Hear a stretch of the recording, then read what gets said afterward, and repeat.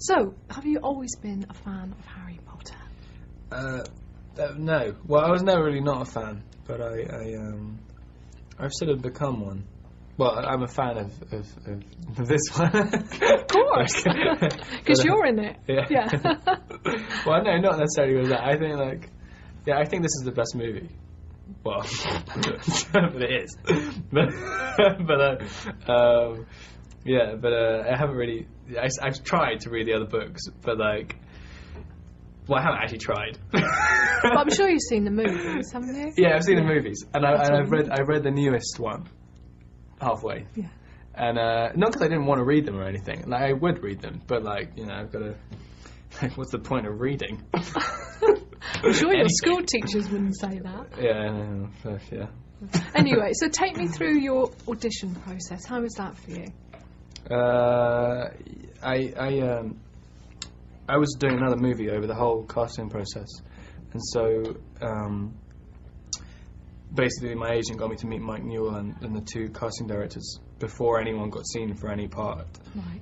And I had a really long meeting. I was there for like 3/4 of an hour or something. Oh. And then they did all of the other meetings. Yeah. And so all the other ones, the guys just get like 3 minutes or something. So like I had a bit of an unfair advantage at the beginning. But and then I got a call back the day I finished my other movie, and so I'd read the book in the meantime. And when they told me in that audition, I just read one scene, and he's like, "You got the part, but like, I can't tell you yet." And then I got a call from my agent like a week later. Fantastic. Well, I think Mike obviously is one of your biggest fans, because apparently in a quote in Entertainment Week he said, when you look at him you know he's going to be in dangers. He's too good looking, too golden boy not to. So what do you think of that? Endangered? Yeah. We'll have to ask him what he might mean by that. Okay, I just forgot what happened in the story. Wow, I haven't read that. Well, you must think you've got a glittering career ahead of you. Yeah, well, hopefully, yeah. Spent all my money now. Right, you have to do another film. So this film is a lot sort of scarier and darker than the other films. How do you think the sort of Harry Potter fan base are going to cope with seeing all of that? Well, no, I think I've always said if you can handle, like, if they're handling the book, like, it's supposed to be scary. There's no point in like, what's the point in making it not scary? Like, it's just dumb. But like, and yeah, it's a scary film. There's a lot of bits which everyone seems to be scared of who's seen it.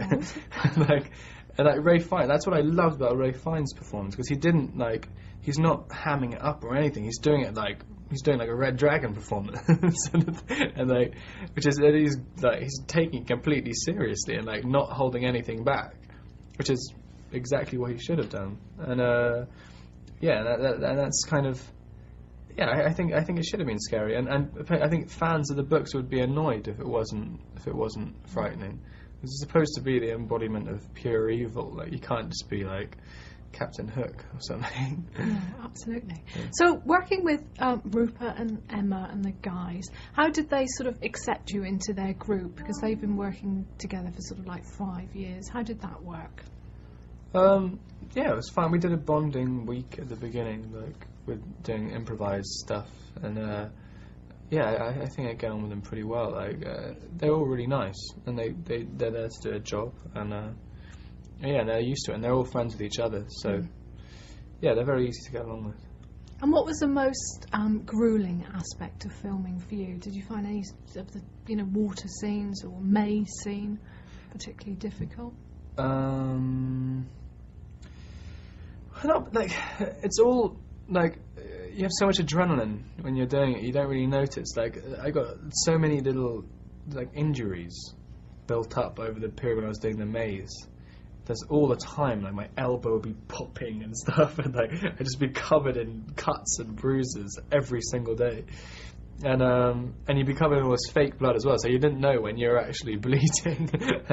and like your fingernails, that was the worst bit, like getting cuts underneath your fingernails, because all was like crawling around.